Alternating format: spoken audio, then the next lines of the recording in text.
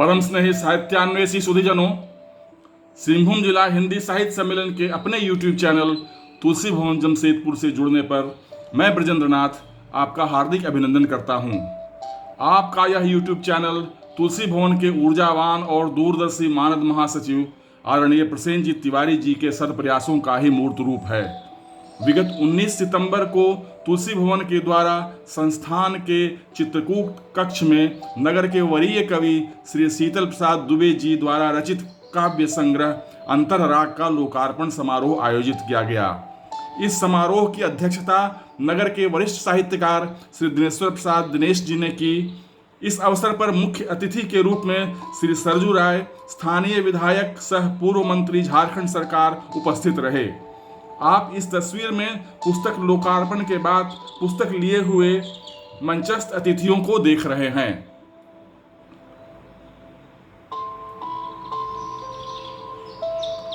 समाचार पत्रों में प्रकाशित समाचार की यह सारी क्लिप्स देख रहे हैं।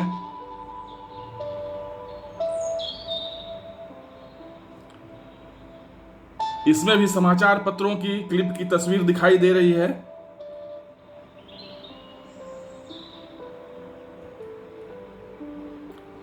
समाचार पत्रों में प्रकाशित तस्वीरों की क्लिप की एक और छटा आप देख रहे हैं।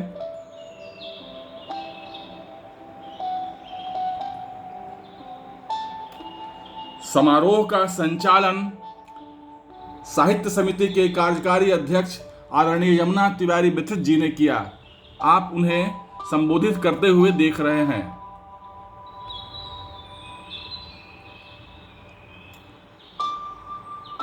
मंचस्थ महानुभाव में आप देख रहे हैं दाएं से विशिष्ट अतिथि साहित्य समिति के न्यासी आदरणीय अरुण कुमार तिवारी जी, मुख्य अतिथि स्थानीय विधायक सह पूर्व मंत्री झारखंड सरकार आदरणीय सरजू राय जी, अध्यक्षता कर रहे नगर के वरिष्ठ साहित्यकार आदरणीय दिनेश्वर प्रसाद सिंह दिनेश जी और पुस्तक के रचयिता आदरणीय शीतल प्रसाद दुबे जी।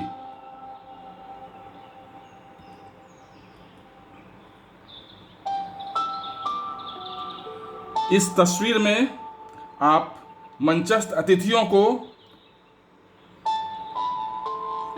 मां सरस्वती के तस्वीर के सामने दीप प्रज्वलन करते हुए और पुष्पार्पण करते हुए देख रहे हैं।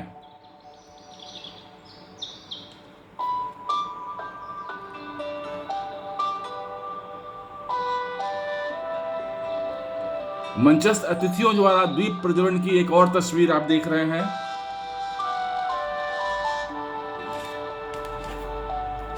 आदरणीय वीना पांडे भारती जी ने सरस्वती वंदना प्रस्तुत की, उनकी तस्वीर आप देख रहे हैं।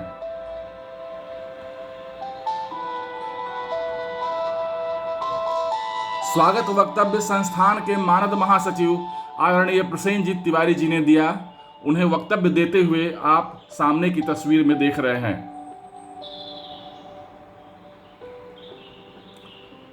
रचनाकार का परिचय आदरणीय संजय पाठक स्नेही जी ने पढ़ा।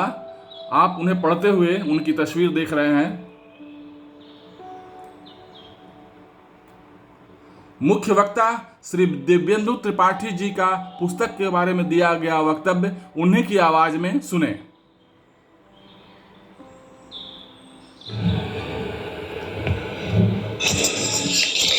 कोई भी रचनाकार अपनी रचनाओं में स्वयं को किसी न किसी रूप में अभिव्यक्त अवश्य करता है। आज के हमारे कवि रचनाकार आदरणीय श्री शीतल प्रसाद दुबे जी भी अपनी विभिन्न रचनाओं में अपने जीवन अनुभवों, अध्यवसाय, चिंतन, मनन तथा विभिन्न भावधाराओं को अभिव्यक्त करते रहे। कहीं इनकी कविताएं प्रकृति की विहंगम दृश्यावली में नर्तन करती हैं, तो कहीं जीवन निनाद का आस्वाद लेती हैं। ये कविताएं कहीं दर्शन शास्त्र की गुत्थियों से जूझती हैं, तो कहीं पर जीवन के यथार्थ धरातल को स्पर्श करने की व्याकुलता प्रकट करती हैं। इनमें कहीं राष्ट्र प्रेम तथा इतिहास का गौरव समाहित है, तो कहीं रोमानियत का गुलाबी रंग और किशोर मन की उत्कंठाएं हिलोरें लेती हैं। आदरणीय कवि श्री शीतल प्रसाद दुबे जी की रचनाओं के कुछ स्थायी भाव हैं, जिनमें सर्वोपरि स्थान पर है प्रकृति और दर्शन। राष्ट्र प्रेम, समाज तथा तरुण श्रृंगार भी साथ साथ चलते नजर आते हैं। इनके जीवन में प्रकृति का महत्वपूर्ण स्थान रहा है, जो इनके दर्शन, चिंतन तथा अध्यात्म को भी आच्छादित कर लेता है। अंतरराग कवि की चौथी रचना है तथा द्वितीय काव्य संग्रह। इसके पूर्व भावांजलि नामक काव्य संग्रह पहले से प्रकाशित है। परिव्राजक इनका कहानी संकलन है तथा हिमालय की गोद में एक भ्रमण कथा है। अंतरराग में कवि के गहन आंतरिक भावों का प्रकटन हुआ है। इसके विषय में विदुषी डॉक्टर रागिनी भूषण जी ने ठीक ही कहा है कि अंतरराग सचमुच अनुराग है, अपने मन का, अपने हृदय का, अपने अंतस का, जो कवि हृदय से गीत कविताओं से छन कर आता है। अंग्रेजी कविता को परिभाषित करते हुए अंग्रेजी के प्रसिद्ध रोमांटिक कवि विलियम वर्ड्सवर्थ ने कहा है, poetry is the spontaneous overflow of powerful feelings. और यह बात काफी हद तक कई बार शीतल प्रसाद दुबे जी की इस कृति से संबंधित है। लेकिन कवि के अंतर का राग मात्र वैयक्तिक नहीं है। इन्होंने कविता पर कुछ कविताएं लिखी हैं और उन्होंने कविता के उद्देश्य को स्थापित करने का प्रयास किया है। कवि के अनुसार कविता जीवन का गीत है, जो कहीं पर पीड़ा को उभारती है तो कहीं सुधा बरसाती है।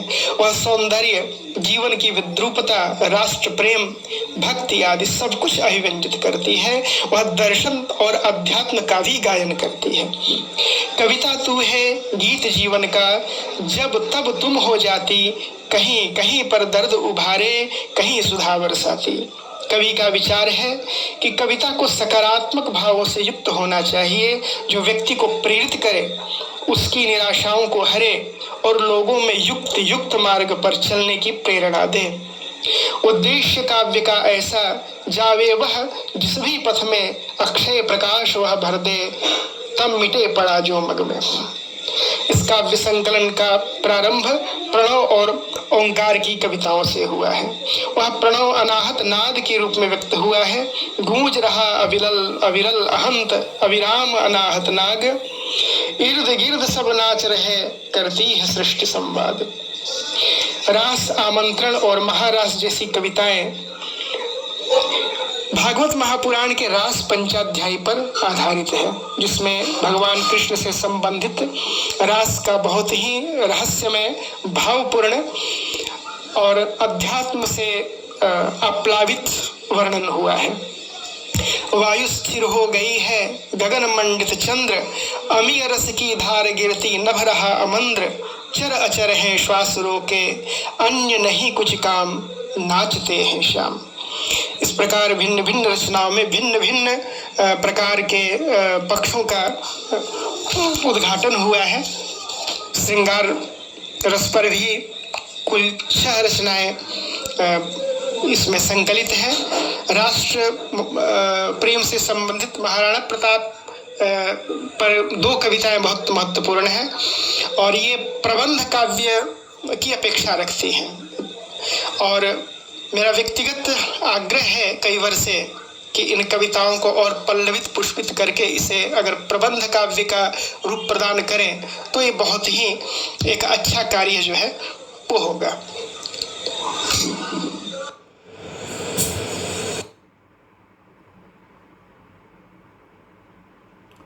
मुख्य अतिथि आदरणीय सरजू राय जी ने कहा कि अंतरराग संपूर्ण काव्य है जो जीवन का रहस्य भी बतलाता है। इसमें शब्द बहुत ही सरल हैं और यह पठनीय है।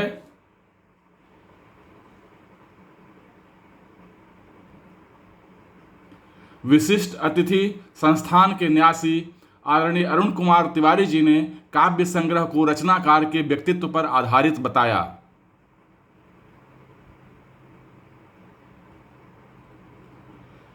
रचनाकार आदरणीय शीतल प्रसाद दुबे जी ने सभी के प्रति आभार व्यक्त करते हुए रचना के प्रणयन में अपने अनुभवों का उल्लेख किया।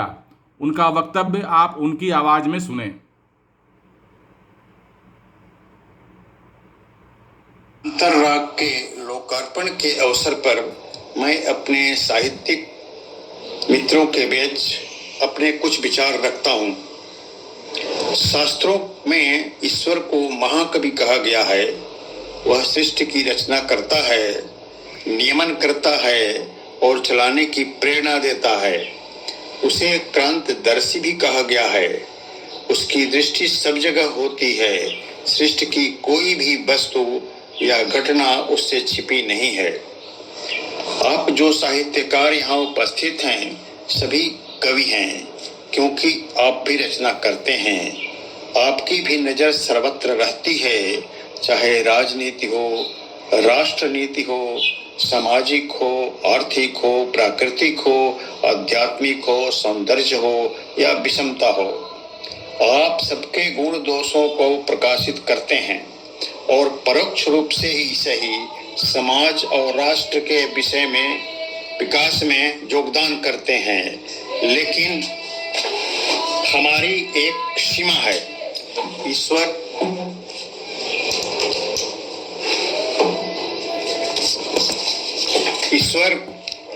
असीम, हम ससीम। ईश्वर को रसो वैसह कहा गया है। उससे रस टपकता है जिसे रचनाकारों की जीवा ग्रहण करती है। ईश्वर का रस क्या है? प्रेम, उदारता, करुणा, त्याग, सकारात्मकता।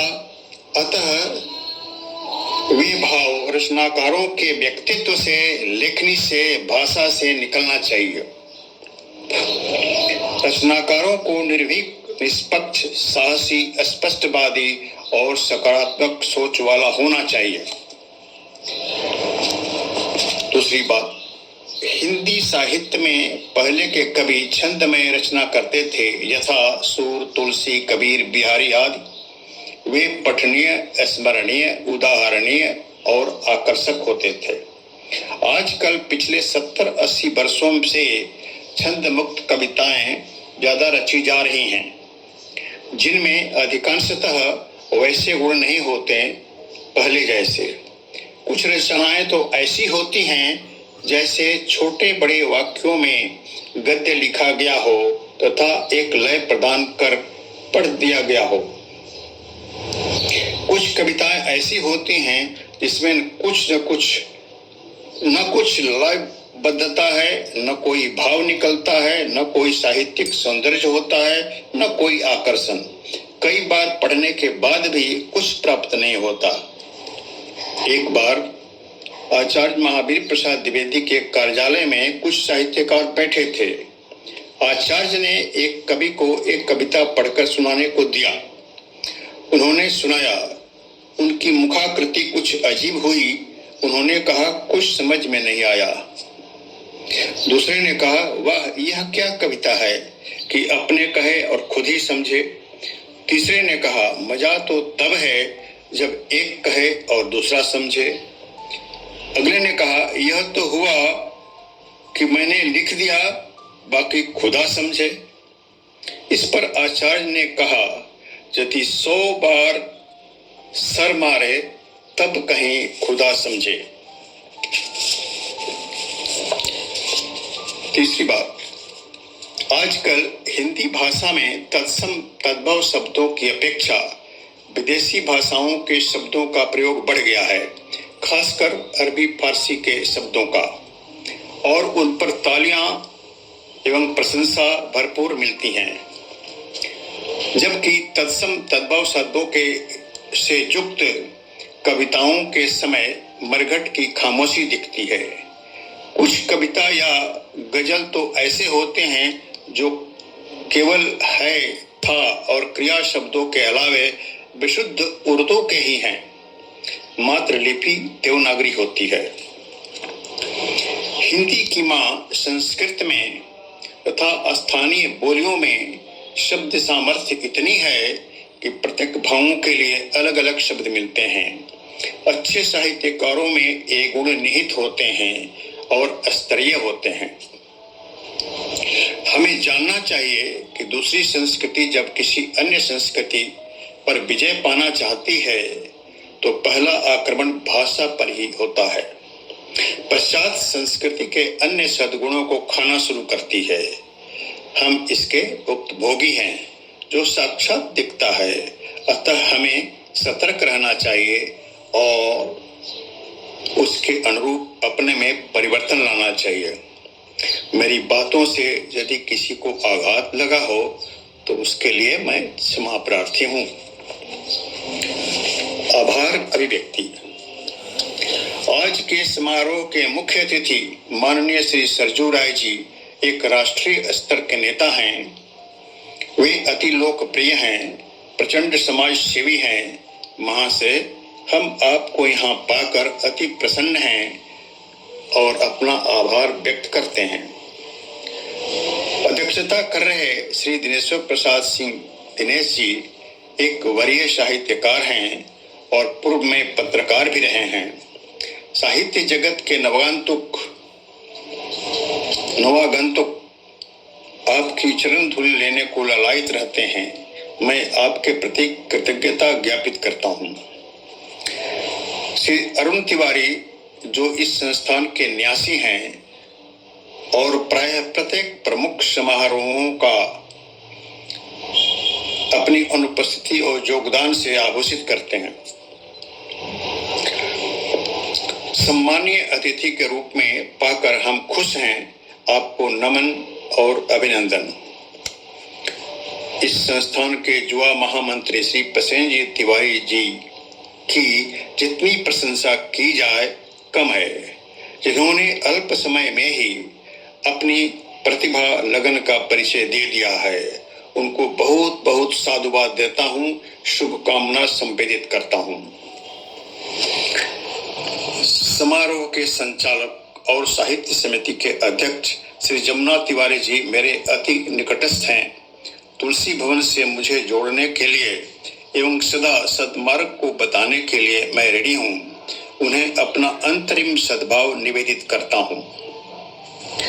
सारी साहित्य समिति के सदस्यों एवं साहित्यकारों से मैंने कुछ न कुछ सीखा है। उनकी उपस्थिति आनंददायक है। मैं अब उनके प्रति हृदयोद्गार साधुवाद प्रेषित करता हूँ। अपने गुरु भाइयों को भी मैं अपना प्रणाम व्यक्त करता हूँ। मेरे परिवारजन जो उपस्थित हैं उनके लिए ईश्वर से प्रार्थना करता हूँ। मैं 3 व्यक्तियों डॉक्टर रागिनी भूषण जी, दिव्येंदु त्रिपाठी जी एवं संजय पाठक स्नेही जी के प्रति अत्यंत कृतज्ञ हूँ, जिन्होंने क्रमशः पुस्तक की भूमिका, समीक्षा और मेरे व्यक्तिगत जीवन पर प्रकाश डाला है। इस संस्थान के सेवकों को भी धन्यवाद देता हूँ, जो अति तत्परता और लगन से संस्थान के कार्य और अतिथियों की सेवा में निमग्न रहते हैं। अंत में इस संस्थान को भी लाख लाख शुक्र संवेदना। हरिओम। समारोह की अध्यक्षता कर रहे नगर के वरिष्ठ साहित्यकार आदरणीय दिनेश्वर प्रसाद सिंह दिनेश जी ने कहा कि इस काव्य संग्रह में छंद की प्रमुखता है। उन्होंने इस काव्य के और भी पहलुओं पर प्रकाश डाला।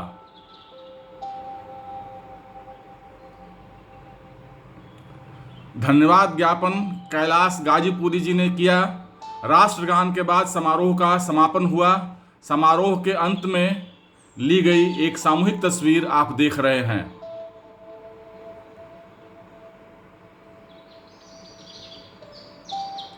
तो मित्रों, आपको यह वीडियो अवश्य अच्छा लगा होगा। आप में से जिन्होंने इस चैनल को सब्सक्राइब कर लिया है उन्हें मैं साधुवाद देता हूं। आप में से जिन्होंने सब्सक्राइब नहीं किया है उनसे आग्रह है कि वे अवश्य सब्सक्राइब कर लें। यह बिल्कुल निःशुल्क है और रहेगा। आप अपनी टिप्पणी अवश्य लिखें। आपका उत्साहवर्धन हमें ऊर्जा देता है, आगे बढ़ने की प्रेरणा देता है। पुनः आपसे एक और कार्यक्रम के साथ जो तुलसी भवन में आयोजित हुआ है जुड़ते हैं। धन्यवाद, बहुत बहुत धन्यवाद।